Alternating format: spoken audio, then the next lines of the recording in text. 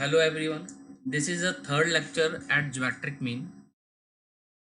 आज हम लोग क्या पढ़ेंगे बेटा ज्योमेट्रिक मीन में। अभी तक हमने ज्योमेट्रिक मीन पे 2 लेक्चर बनाए हैं। ये लेक्चर नंबर 3 है बेटा ज्योमेट्रिक मीन का। हमने जो भी पिछले लेक्चर में बेटा देखा था ज्योमेट्रिक मीन में, हमने इंडिविजुअल सीरीज में सीखा था कि ज्योमेट्रिक मीन कैसे कैलकुलेट करते हैं। इंडिविजुअल सीरीज में हमने आपको ज्योमेट्रिक मीन का फॉर्मूला बताया था बेटा, that was anti log of 1/n summation log x, ये बताया था। आज हम लोग सीखेंगे कि ये तो किसका था बेटा, ये था इंडिविजुअल सीरीज का। आज हम लोग सीखेंगे कि ग्रुप्ड सीरीज या ग्रुप्ड डाटा के अंदर किस तरीके से ज्योमेट्रिक मीन को कैलकुलेट करते हैं। ठीक है बेटा, तो शुरू करते हैं अपना लेक्चर। उससे पहले मैं आपको कुछ लॉग की वैल्यू निकाल के दिखा रहा हूँ बेटा, उसको आप लोग पहले ध्यान से देख लीजिए। देखिए, मान लो बच्चे आपको लॉग निकालना है किसका, 130 का। ठीक है, इसका निकालना है 130 का लॉग निकालना है। तो मैंने फिर आपको बोला था जब ज्योमेट्रिक मीन हमने स्टार्ट किया था कि ज्योमेट्रिक मीन पढ़ने से पहले लॉग और एंटी लॉग निकालना बहुत अच्छा आना चाहिए, क्योंकि थ्रू आउट द टॉपिक इसका यूज होता रहेगा। इवन दो अब स्टैटिक्स में जगह जगह लॉग और एंटी लॉग लगता रहेगा, तो बेटर है आपको लॉग और एंटी लॉग प्रॉपरली निकालना आना चाहिए बेटा। अब इस 130 के जैसे मान लो आपको लॉग निकालना, तो कैसे निकालेंगे। सबसे पहले तो it is equivalent to log 1.30 into 10 square. Clear बेटा, और ये किसके इक्वल है, log 1.30 plus log 10 square. Clear बेटा। अच्छा, इसका वैल्यू तो 2 हो गया, सब लोग जानते हैं। और इसका वैल्यू कैसे निकालना है कई बार बता दिया। अब क्या करो, इस 13 का 13 का 0 में वैल्यू देखो। 13 कहाँ है बेटा, ये रहा, शायद आपको नजर आ गया होगा, 1 मिनट।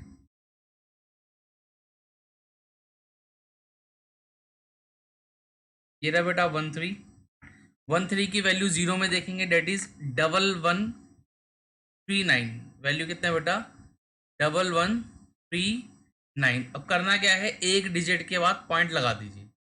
एक डिजिट के बाद क्या कर दो बेटा, पॉइंट लगा दो। क्लियर। तो सॉरी, एक डिजिट के बाद नहीं, सॉरी सॉरी सॉरी, डिजिट से पहले, मतलब जो भी आपका वैल्यू है उससे पहले क्या लगा दो बेटा, डॉट लगा दो। जो भी हमारा आंसर आता है उससे पहले हम डॉट लगा देते हैं। अब इसमें 2 ऐड हो जाएगा तो अल्टीमेट आंसर आएगा 2.1139। ठीक है बेटा। तो अगर आप एक चीज नोटिस करें कि 3 डिजिट का जो आंसर होता है वो आता है 2 पॉइंट समथिंग। कितना आता है बेटा, 2 पॉइंट समथिंग। जो भी 3 डिजिट नंबर होगा उसका आंसर हमेशा कितना आएगा बेटा, 2 पॉइंट समथिंग आएगा। तो आप चाहो तो ये वाला जो पीछे वाला प्रोसीजर ऐसे छोड़ के सीधा 130 का डायरेक्ट लॉग निकाल लो। जैसे 13 का 0 में देखो और लिख लो। अभी समझ में आएगा, एक एग्जांपल और लेते हैं। तो हमने 130 का लॉग निकाला, ठीक है। अब नेक्स्ट हम लोग लॉग निकालेंगे बेटा। देखिए,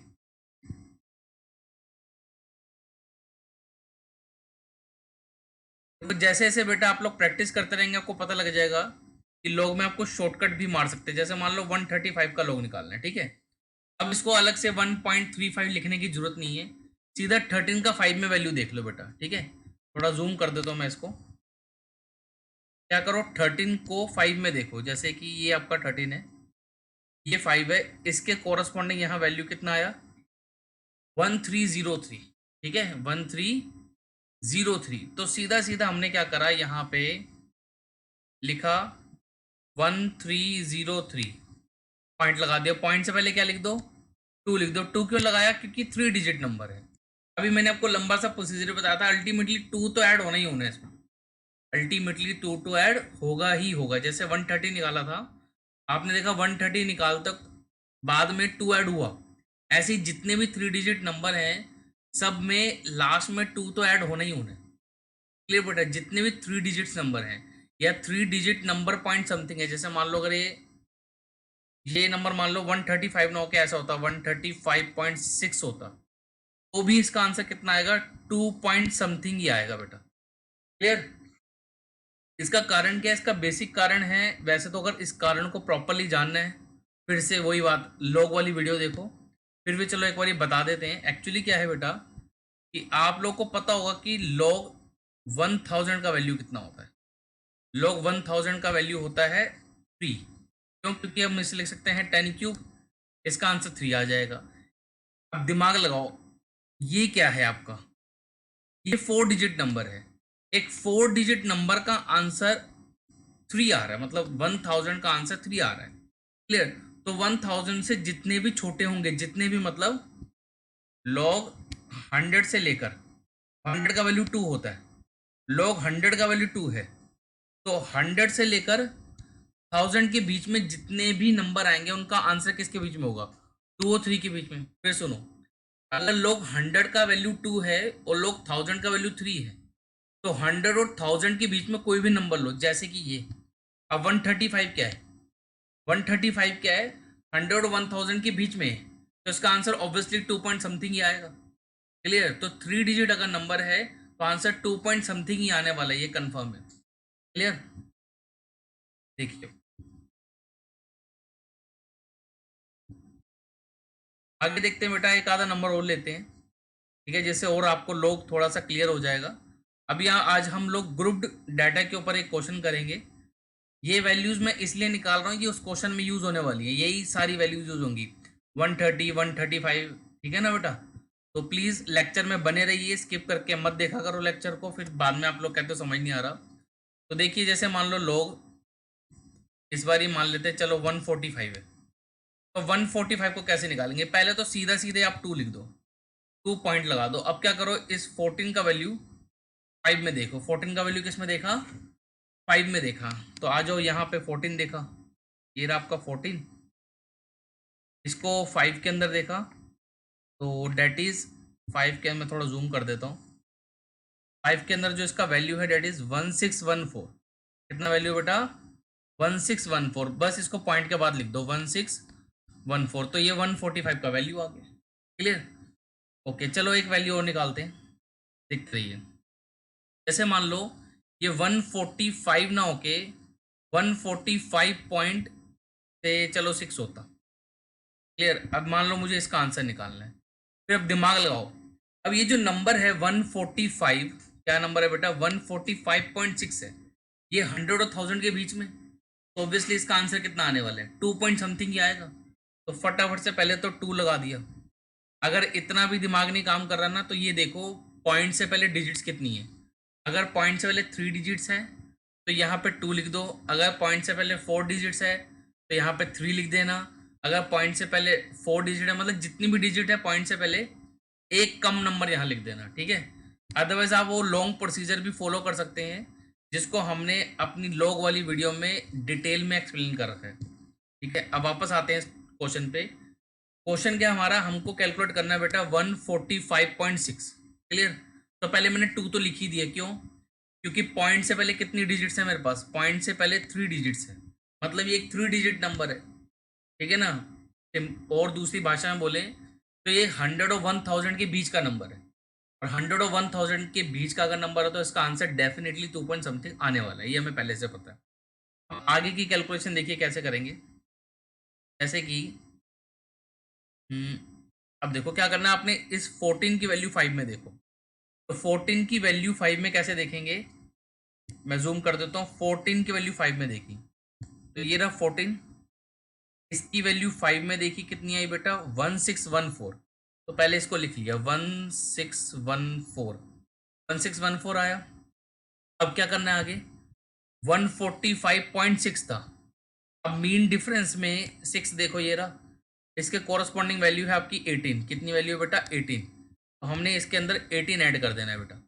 तो जब 18 ऐड हो जाएगा, ये 12 हो गया, ये 3 1, ये इतना आ गया। अब पॉइंट के बाद इस वैल्यू को लिख दो। तो ये किसका आंसर आ गया बेटा? 145.6 का आंसर आ गया।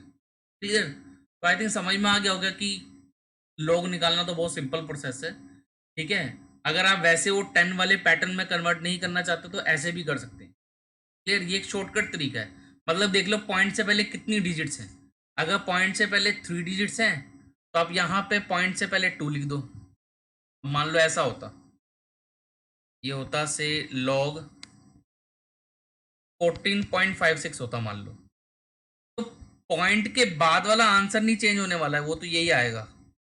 1632 बस होगा क्या। अब आप देखिए यहाँ पॉइंट से पहले 2 डिजिट्स हैं, तो 2 डिजिट्स में वन एक कम कर दीजिए, 1 आ गया, या 1 लिख दो, तो सिंपल, क्लियर।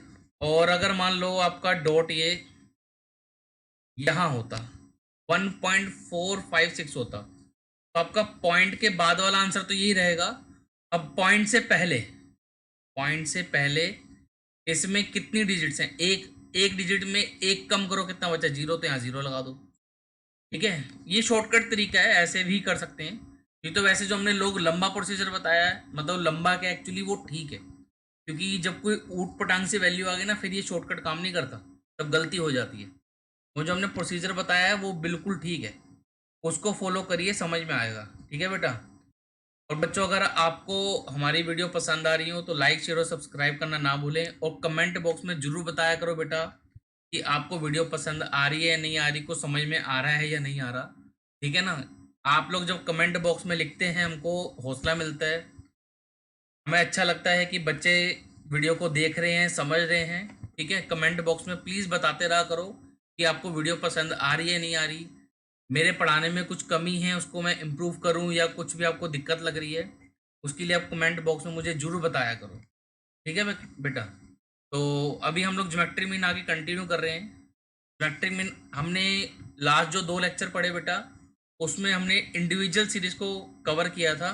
अभी हम लोग ग्रुप डाटा को कवर करेंगे। ग्रुप डाटा में आप लोग जानते हैं, एक तो डिस्क्रीट सीरीज आता है, कंटिन्यूस सीरीज, दोनों के लिए आपका फॉर्मूला सेम है, तो एक ही साथ उसे हम यहाँ पे समझा देंगे। बस फॉर्मूला याद कर लो, बाकी इसमें कोई डेरिवेशन की जरूरत नहीं है। फॉर्मूला है एंटी लॉग, ठीक है। वहाँ पे 1/स्मॉल एन था, ये कैपिटल एन हो जाएगा, समेशन एफ लॉग एक्स हो जाएगा बस। तो फॉर्मूले में कुछ ज़्यादा चेंज नहीं है, यहाँ पे पहले एफ नहीं था, एफ आ गया, बस इतना ही फर्क आया है, क्लियर। तो कैपिटल एन का मतलब आप जानते हैं, कैपिटल एन का मतलब होता है फ्रीक्वेंसी का टोटल, ठीक है। तो ये कई बार आपने कैपिटल एन देखा भी होगा। बस कुछ नहीं, अभी अगर ये फॉर्मूला लिख लिया, पढ़ लिया, समझ में आ गया तो कुछ नहीं है, बस क्वेश्चन उठाओ, क्वेश्चन में फॉर्मूला अप्लाई करो, सब समझ में आ जाएगा, ठीक है। फॉर्मूला आपका यहाँ नीचे भी लिखा हुआ है बेटा, ये देख सकते हैं आप, anti log 1/n summation F log x. तो शुरू करते हैं। क्वेश्चन क्या कह रहा है, find geometric mean of the following data. ये आपको डायमीटर दे रखा है एमएम में, हम इसको क्या मानेंगे, ये हमारा एक्स दे रखा है, ठीक है बेटा। ये क्या दे रखा है, एक्स दे रखा है। अब एक्स के बाद ये कुछ नंबर ऑफ स्क्रूज दे रखे हैं, जहाँ पे भी नंबर वर्ड आता है वो हमारे लिए फ्रिक्वेंसी का काम करता है, तो ये फ्रिक्वेंसी है। कुल मिला के फिर से ये एक्स है और ये फ्रिक्वेंसी है बेटा, क्लियर। अब आपको करना क्या, पहले फॉर्मूला पढ़ो। फॉर्मूले में क्या रहा है, लॉग एक्स निकालो। ये जो हमारे एक्स हैं, इन सब का लॉग निकाल लिया। अब ये 130 का लॉग अभी निकाल के बताया था मैंने कैसे निकालते हैं। 130 का लॉग यहाँ निकाला है, फिर 135 का लॉग निकाला। आप देख सकते हैं सारे 3 डिजिट नंबर है, सबके आंसर 2 पॉइंट समथिंग आ रहे हैं। फिर 140, 145, 135, 130, 143, 148, 149, 150, इन सब के हमने यहाँ पे बेटा लॉग निकाल लिए। मैंने इसलिए पहले 2-3 वैल्यू को डेमोन्स्ट्रेट कर दिया था, ताकि यहाँ पे मुझे सब कुछ ना निकालना पड़े। अब log x निकालने के बाद क्या करो, हमें फॉर्मूले में चाहिए f log x। क्या चाहिए बेटा, f log x। तो क्या करा, एक f log x वाला कॉलम बना लिया। log x हमने निकाल लिए, इसको इस f से मल्टीप्लाई कराओ, तो 3 को मल्टीप्लाई कराया हमने इससे 2.1139 से, इससे मल्टीप्लाई करा लीजिए, आपका नंबर आ जाएगा। कैलकुलेटर अपने पास रखा करो, वीडियो को पॉज करके खुद कैलकुलेट किया करो बेटा। जब तक आप पार्टिसिपेट नहीं करेंगे ना बेटा वीडियो में, तब तक आपको मज़ा नहीं आएगा। जब भी पढ़ने बैठे, लेक्चर देखने बैठे बेटा, कोशिश करो पेन कॉपी कैलकुलेटर लेके बैठो, ठीक है बेटा। अब जैसे ये कैलकुलेशन है, अपनी वीडियो को यहाँ पॉज किया, कॉपी पेन उठाओ, कैलकुलेटर उठाओ, खुद कैलकुलेट करो। ये मत सोचो कि चलो वीडियो चल रही है हम देख लेते हैं, सिर्फ देखने से बेटा कुछ नहीं होने वाला। जब तक आप पार्टिसिपेट नहीं करेंगे वीडियो में, आप लोग इनिशिएटिव नहीं लेंगे, जितनी मर्जी वीडियो देख लो सब बेकार है, कुछ काम नहीं आने वाला, सब बेकार हो जाएगा बाद में। वीडियो देखोगे फिर भूल जाओगे, वीडियो देखोगे फिर भूल जाओगे। और कोशिश किया करो वीडियो देखने के बाद प्लीज़ अपनी बुक खोलो, वहाँ पे आके प्रैक्टिस करो। जो भी मैं क्वेश्चन करा रहा हूँ सफिशिएंट है, इससे ज़्यादा वैसे करने की जरूरत नहीं है, बट प्रैक्टिस के लिए आप कर सकते हैं, ठीक है बेटा। अब हमने क्या करा, ये एफ log x निकाल लिया सारा का सारा। एफ log x निकालने का इसका सम कर लो, ऑब्वियसली कैलकुलेटर की जरूरत पड़ेगी आपको। और ये हमने यहाँ पर क्या किया, ये हमने फ्रिक्वेंसी का टोटल कर लिया बेटा। बस फॉर्मूले में आओ, डाल दो, ठीक है ना। तो हमने वैल्यू डाल दी हैं, आप देख सकते हैं, क्लियर। ये 66.7239 ये यहाँ से आ गया, और नीचे 31 ये यहाँ से आ गया। अब इसको डिवाइड करा तो हमारे पास आया 2.1524। अब इसका एंटी लॉग निकाल लो। एंटी लॉग कैसे निकालते हैं, जैसे अब ये हमारे पास वैल्यू कितनी है, ये है एंटी लॉग ऑफ 2.1524, ठीक है। तो कई बार बताया है आपको क्या करना है, जो पॉइंट से पहले नंबर है वो तो 10 की पावर में रेज हो जाता है, मल्टीप्लाइड बाय, बस ये 1524 का एंटी लॉग निकालना है। 1524 का एंटी लॉग, चलो निकाल लेते हैं। 1524